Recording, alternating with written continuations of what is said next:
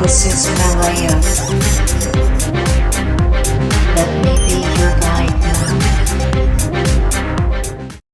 now. Thanks, Edward. It's really nice connecting with you. In the work that you do, I'm quite impressed with the kind of women that you work with, and trying to brand them. I'm thankful for that. To share a bit of story about myself, I've been in the corporate world for a long time, and then became as an entrepreneur. So my journey has not been easy. It has its ups and downs. But I think through my learning, I think at the end of the day, I wanted to share some of the experiences that I have gone through in being an as an entrepreneur, being a mother, and being a coach, being seeking for funding. So a lot of the experiences that I have, wanted to share this, and then also help a lot of women out there, in the same struggles that they may be going through in the business wise, even in the personal life. So I wanted to share some of the learnings that I had through programs or the events that I'm organizing. So one of the events that I'm actually involved in right now is World Women Trade and Investment Forum. It involves about 10 countries. So it's basically bringing in women entrepreneurs from 10 different countries under one platform, to network, to engage with each other, as well as to explore some funding, because we are also bringing in investors from various countries for the event. So it's a forum plus networking session particularly for women entrepreneurs. So that is one of the bigger projects that I'm working with. It's a bit of a big event that we are working on, and I have like-minded individuals who are helping me in that. And what was your moment of truth? When did you decide to move from the corporate world and become entrepreneur? And how was that transformation in your case? What was the main motivation? Frustration, fear, money, or just you follow your passion? How was that? I would say my motivation would be my family, my kids. Being in a corporate world is not easy, the long hours. And I was actually working for a multinational company, where my hours could extend from morning to evening because of the conference calls and the time zones that I was supporting some of the different countries, and at a global scale, sometimes there is no boundaries in terms of timing. And sometimes it takes your time away from your family. And I used to travel quite a bit, at least once or twice a month, I'm away for a week. So it took a toll in terms of my, spending that quality time with my family. And I wanted to do something also. I wanted to do something for myself. So that was what drove me to go more into the business world. And it wasn't an easy transition, being in corporate world and starting a business. And I'm sure all entrepreneurs will agree with me. Starting your own, it is not a piece of cake or a sweet journey. It has its own ups and downs. The bug ends with you. You have to make sure that everybody under you or whoever working with you, they are taken care of in terms of their work, their monetaries. So there's a lot of challenges. Of course, the first year is always a struggle because you need to ensure your finances, your business has those customers. That's where people like you come and brand businesses to make sure that it has a sustainability. So it has its challenges, but I guess at the end of the day, what was driving me was more on my family, giving that quality time for my family. And at the same time, I wanted to do something that I enjoy, doing. And I was very passionate about working with other women and helping them through that journey that I've gone through as well. Yeah. Yeah, sounds very familiar, your pain points. And can you, before we move to the next question, just I would like to ask you also, like, how is it to be a woman in a corporate world in Malaysia? I know how is it difficult in Japan, but I don't know how is in Malaysia. So can you just give us some insights? How is to be corporate woman and have a family at the same time? Definitely it's much better than what it used to be. A lot of times it's the understanding from the employers, because when you are at a certain stage, you give all your all, but as you start a family, it becomes a little bit different. And a lot of the employers, they need to have that kind of understanding or that inclusivity to understand, when women work in a workforce, there is not just about work alone, but they also are human beings and they also have a family. And if they are not happy at home, that disturbs the productivity at workplace. So a lot of times, the Asian culture, I'm talking about just the Asian culture rather than a Malaysian culture, because I think majority of the culture is the same in Asia. In Asian culture, because we still have a long way to go in terms of women participating more in leadership roles. So that sometimes becomes a hindrance or a challenge for female leaders, or even for female workers, to be much more engaged in their workplace. And sometimes, I would say sometimes, majority of times, women go into business or women go into certain types of jobs purely because of that challenge that they face. So yeah, I wouldn't say Malaysia, but in general in Asia, it is a bit of challenge. But I think the environment is changing a lot more quicker, to include, to be inclusive, and the gender biasness is less, the discrimination is less, with more people creating more awareness of flexible workplace, balance, work-life balance. So those kind of things are definitely changing the dynamics of work environment nowadays. Yeah. Can you give us more information about how your current project actually is helping society? You mentioned that you are supporting women. So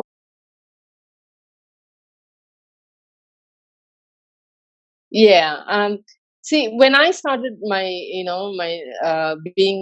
starting my journey into entrepreneurship, it was a journey, and the struggle was basically managing people, at the same time managing your home. Of course, when you come from a corporate world, you're able to still juggle through that, but it comes to a point where a lot of times, when you are a lead in an organization, like I said, the buck stops with you, and sometimes you don't know, you because it's a new journey. A lot of times you don't know which.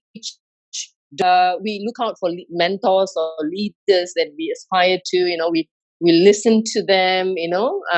So in our project, the project that I'm working on is also to help those new entrepreneurs, the startup companies, especially when they are starting off. There are a lot of challenges, roadblocks that they have to go through, and we want to be able to assign them some sort of a mentorship kind of a program, where they have someone to bounce off ideas, to seek some advice. So that is one of the things that we are also doing as part of this program. And also, when it comes to certain stage of your business, you need to look at expansion. And when you're looking into expansion, you also need to think about the financial, the investment side of it. And you need to look for an investor, and sometimes we don't know what sort of investors will fit into our type of business. So, I have gone through that mill and, trying to get the new investors into the company and what sort of investment that is suitable for my business. So these are the sort of experience that I have gone through that I would want to share with other women that probably going through the same challenges, same roadblocks, and same thinking. How can we expose those kind of information to people who really need it? And most of the women, if you see in the SME sector, are basically family-owned businesses, and they start off very small, and then they struggle to keep it up to sustain the business, probably due to challenges of sustaining the business, the customers, or even the financial side of it. So there is always a roadblock that they go through, and every entrepreneur that you meet, especially when it comes to startups, you will hear these similar stories from them. The challenges, the first year, what was the challenges? Second year, what was the challenges? And when they reach to a certain level, what was their challenges? So we want to help those kind of entrepreneurs who are, who seeking advice or seeking financial advice. So that's basically the project is a start off with. What is the main problem they faced? Is that lack of the business skill? Is that lack of support? Is that lack of self-confidence? I would take the common challenges first. So in terms of when you see really the common challenges are, most of the startups, especially the seed, businesses, when they start, they're very passionate, they're very motivated, they believe in themselves, they know, they believe in the product or the services they are offering their customers. But a lot of times, one thing that they do not know is the market. Is the market ready for that kind of services or the products? What actually the market needs, and is your product contributing to that need? And then also, a lot of times the fear of unknown, not knowing what you want and what the customers want. So, and when you face those kind of challenges, the confidence is shaken in a person. So a lot of times, this is where the roadblocks comes in, and having a mentor at that time can either break or make a person. So a lot of times, this is the common challenge that I find that when I speak to entrepreneurs, this is one thing that, and the first year is basically a very crucial year when they start off with. They will go through all this cycle of challenge. So I think this is a common challenge in any entrepreneurial journey. And I think there's a lot of support from the government, local agencies, particularly in the technology side. There's a lot of support comes from the government because we encourage more techpreneurs in Malaysia. And there is a lot of agencies actually helping them in terms of incubation centers, and helping them with business models. So there's a lot of support is given by the government of Malaysia. And I think overall in the region as well, there's a lot of regions that are actually focusing on technology and startups. But my focus, our focus in our World Trade Investment Forum is a lot to do with the SMEs, either established SMEs, family-owned businesses, struggling in terms of expansion. Is struggling in terms of either domestic expansions or global expansions. So that is why we are bringing in the 10 countries into this platform where they can actually network, create new ideas. Because sometimes when you are within the market range, you only look at your customers within the market range you have. But the moment you explore, the moment you network with countries beyond your country, I think you can explore a lot more opportunities, a lot more your thought processes change. And this is from my own personal experiences. In 2017, 2018, 2019, I was traveling quite a bit, to create more business opportunities for my business, because, sometimes that exploration expands your thinking, presents new opportunities. So our idea is to bring those opportunities to Malaysia and to the Asian women from different parts of the world. Yeah. I'm so glad that you mentioned that the main problem is not the money, that actually the main problem is the self-confidence and to understand how to market your product. Just like a baby, I always say, like, you cannot expect from baby that he or she knows everything from the beginning. Exactly. Even you are very true. passionate. Okay. Very true. Amazing. I would like to ask also, what is the impact you want to have with this community? So what do you want to achieve with your business? And what is the plan for maybe for this year, for 2020? My projection for 2020 in terms of the projects that I'm doing is basically I want it to be expanding beyond Malaysia, and which is already happening.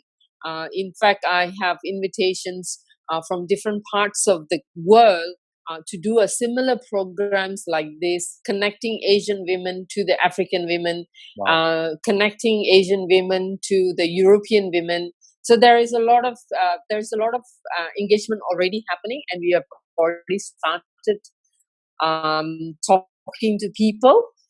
So I see this is already growing, and I think the kind of people that I have with me, I have a great team working on the same with the like-minded team working on the same project. I think it started very small, so the intention was very small, but as it grows, it has become beyond our the initial aim or objective that we had, and that is an affirmation of what we are driving towards, and that shows that whatever we are thinking, whatever we are doing, it's needed, by people agreeing with it, people wanting to be part of it. So I think there's a lot of work to be done, and we are very excited, and I hope 2020 is going to be a great year for us at Malaysia World Chamber of Commerce. A huge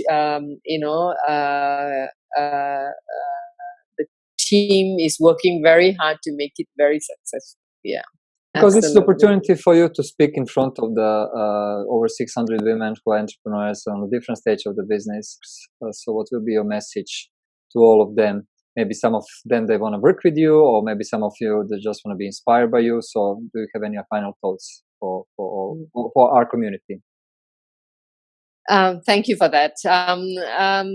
I would say the only thing that I would say is be true to yourself, and always achieve whatever you are meant to achieve. Because at the end of the day, what is important is you. Nothing else. Your happiness and your love for yourself, and that is what is going to be the guiding factor in whatever we do, in whatever that projects or business or family. It is always back to yourself, what you want to do and how you make yourself happy. That is the number one rule that I follow. And I think meditation has given me that too, to really understand myself, to reach the real potential of myself. Because at the end of the day, nothing else matters. Your happiness, being true to yourself, that's what is number one achievement in life. Amazing message for the end of the interview. I totally agree with you, Malliga, that is economy of happiness is something we have to work on all together to make more happy people in the companies, and that will make impact on society. Absolutely. And on the families as well. Thank you so much for your time. I know you are very busy, you are very passionate about your projects, and thank you for taking your time for sharing your story. And for all people who are watching this video who are inspired, please be free to reach out to Malliga. She has a very active LinkedIn profile, so you can find more information and articles and what she is doing on the LinkedIn. and also like you can follow us in our group or any channels you prefer. Malliga, thank you one more time, and wish you a nice evening and very successful 2020, and hope to see you somewhere in Asia, Tokyo or Kuala Lumpur or Singapore, something in between. Definitely. Thank you so much, Edward. Thank you for giving me this time and, to connect with so many women out there. Really appreciate it. And all the best to you in 2020 as well. And be happy.